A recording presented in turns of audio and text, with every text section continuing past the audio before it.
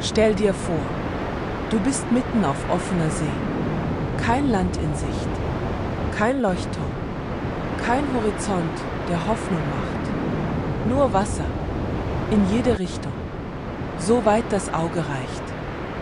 Und der Himmel ist schwarz, nicht das sanfte Schwarz einer Sommernacht, das harte, lebendige Schwarz eines Sturms. Wolken, die sich bewegen wie Lebewesen. Blitze, die die Dunkelheit für einen Herzschlag zerreißen. Dein Schiff schwankt, die Masten ächzen, die Männer schreien. Du hältst dich fest. Vielleicht betest du. Du schaust auf das Wasser. Und dann siehst du es. Ein Segelschiff. Alt, dunkel, mit geschwärzten Segeln und einem Rumpf, der aussieht, als hätte er Jahrhunderte im Meer verbracht. Aber es bewegt sich nicht mit dem Sturm.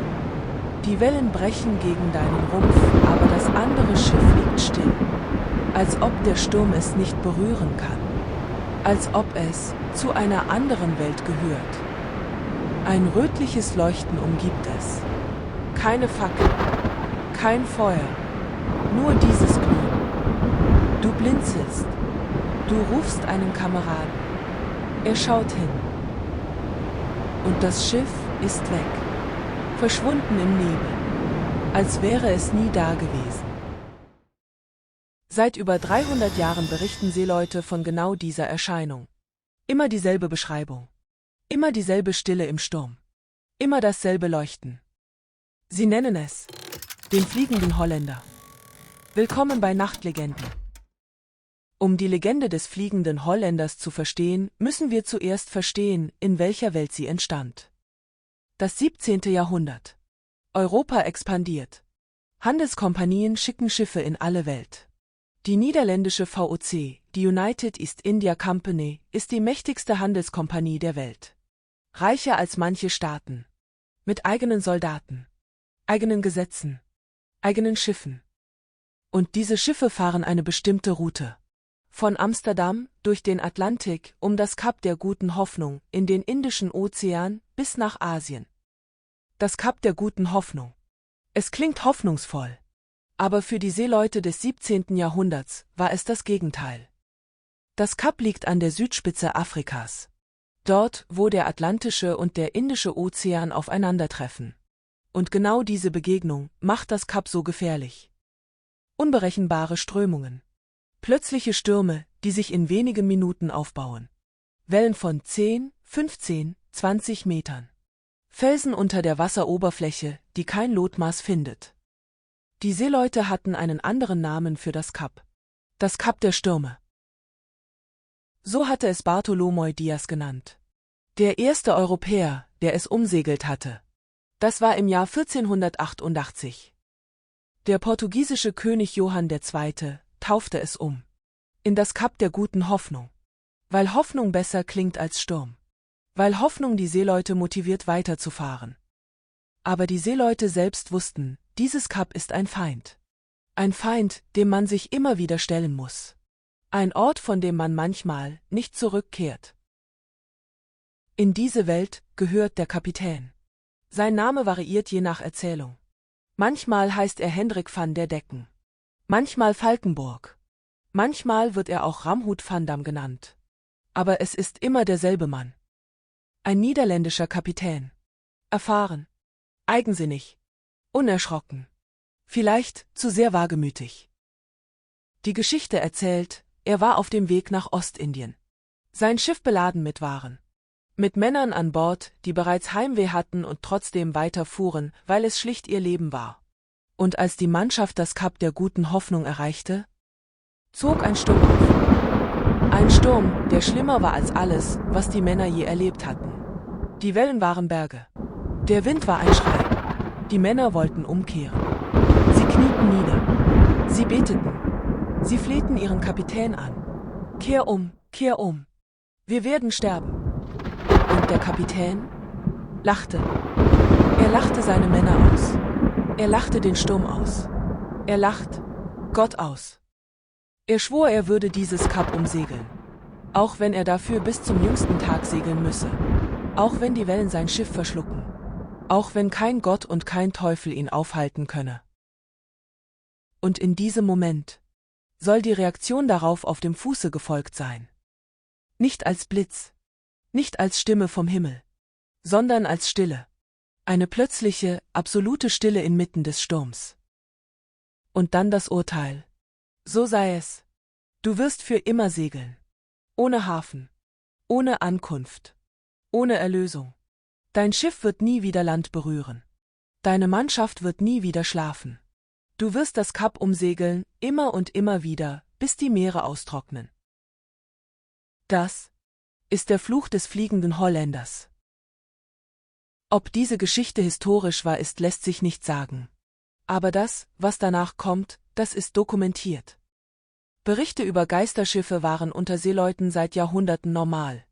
Das offene Meer, die Einsamkeit, die Erschöpfung, die Angst, das alles schafft Bedingungen, unter denen Menschen Dinge sehen. Dinge, die vielleicht da sind oder vielleicht auch nicht. Aber der fliegende Holländer sticht heraus. Nicht wegen der Häufigkeit der Sichtungen, sondern wegen ihrer Qualität. Im Jahr 1881 befand sich ein junger britischer Marineoffizier auf einem Segelschiff im Indischen Ozean. Er war 17 Jahre alt. Gut ausgebildet. Nüchtern im Urteil. Sein Name, Prinz Georg von Wales. Der spätere König Georg V. von England. Das Logbuch des Schiffes, das bis heute erhalten ist, beschreibt Folgendes. Mitten in einer ruhigen Nacht erschien ein unbekanntes Schiff am Horizont. Es leuchtete rot. Es war deutlich zu sehen. 13 Personen an Bord bestätigten die Sichtung. Am nächsten Morgen fiel ein Matrose vom Foremast und war auf der Stelle tot. War es Zufall oder war es der Fluch des Holländers, der den Tod ankündigte? Der Prinz selbst kommentierte die Sichtung sachlich. Er beschrieb, was er sah. Er deutete nicht. Aber die Tatsache, dass er es aufschrieb, dass das Logbuch erhalten blieb, dass der spätere König von England einer der Zeugen war, gab dieser Sichtung ein Gewicht, das andere nicht hatten. Andere Sichtungen folgten. Über Jahrzehnte. Über Jahrhunderte. Vor der Küste Südafrikas. Im Indischen Ozean. Rund um Australien. Immer dieselbe Beschreibung. Ein altes Segelschiff. Leuchtend. Reglos im Sturm. Das dann plötzlich wieder verschwand. Als letzter dokumentierter Fall gilt eine Sichtung vor der südafrikanischen Küste im Jahr 1939. Dutzende Menschen am Strand sahen ein Schiff mit vollen Segeln, das plötzlich verschwand. Ohne Spuren. Ohne Erklärung. Aber was haben diese Menschen wirklich gesehen? Denn Seeleute des 17., 18. und 19. Jahrhunderts waren keine leichtgläubigen Menschen. Sie waren erfahren. Pragmatisch. Sie kannten das Meer. Und trotzdem sahen sie etwas. Die wahrscheinlichste wissenschaftliche Erklärung, die Fata Morgana.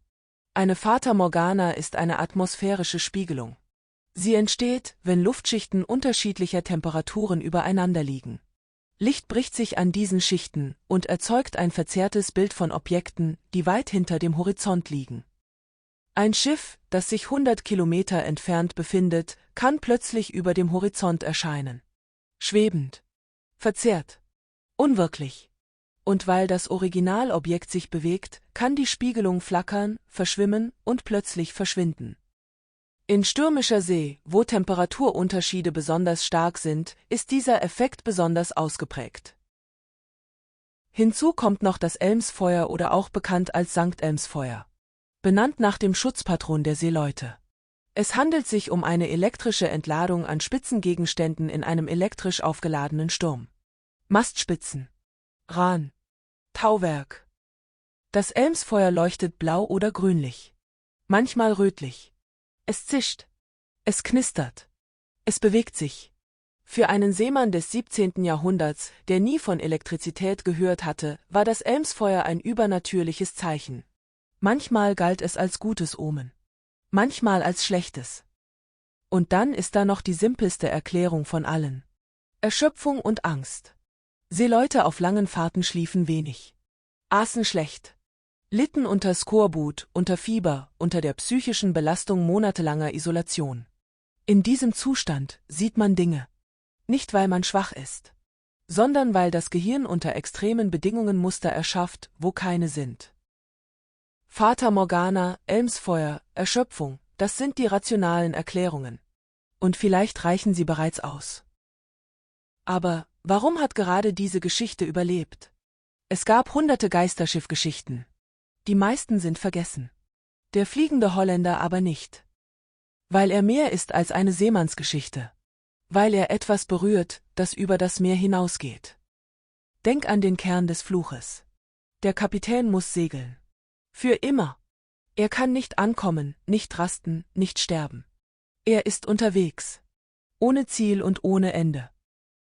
Für Seeleute des 17. Jahrhunderts war der Hafen alles. Der Hafen war Sicherheit. Wärme. Essen.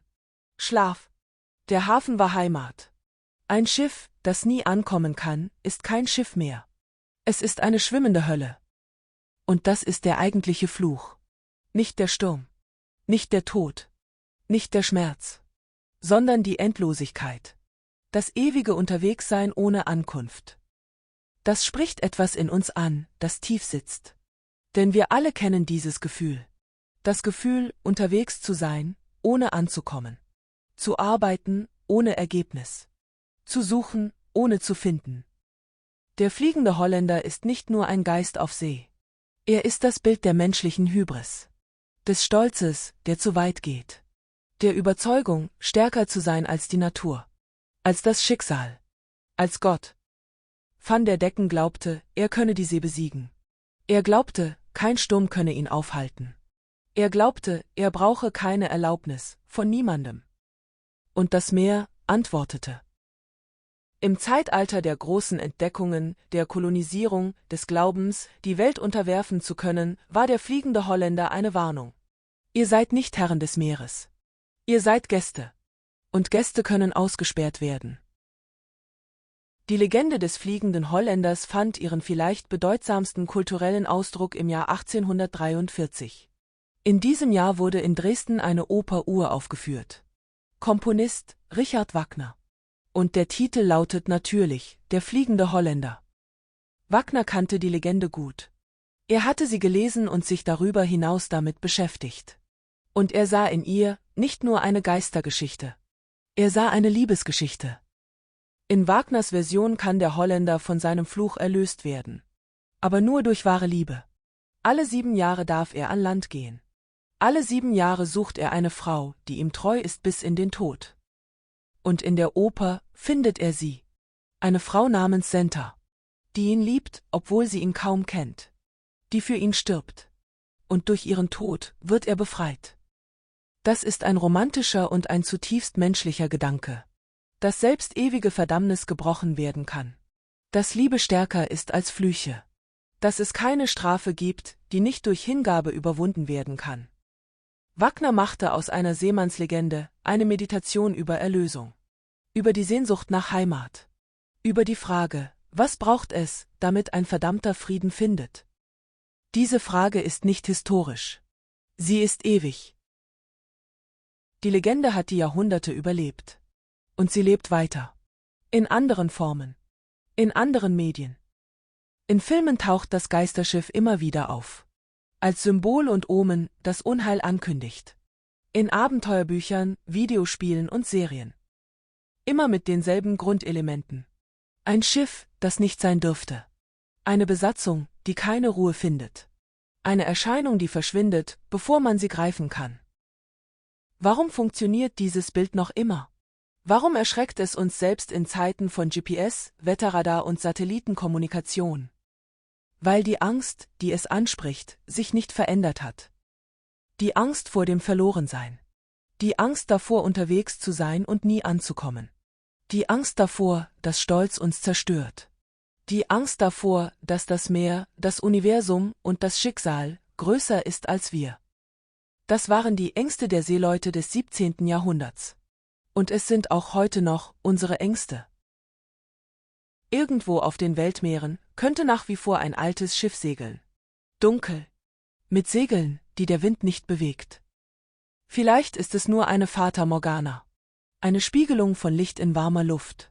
Ein optisches Phänomen, das sich erklären lässt. Vielleicht ist es das Elmsfeuer. Elektrische Entladungen in einem Sturm.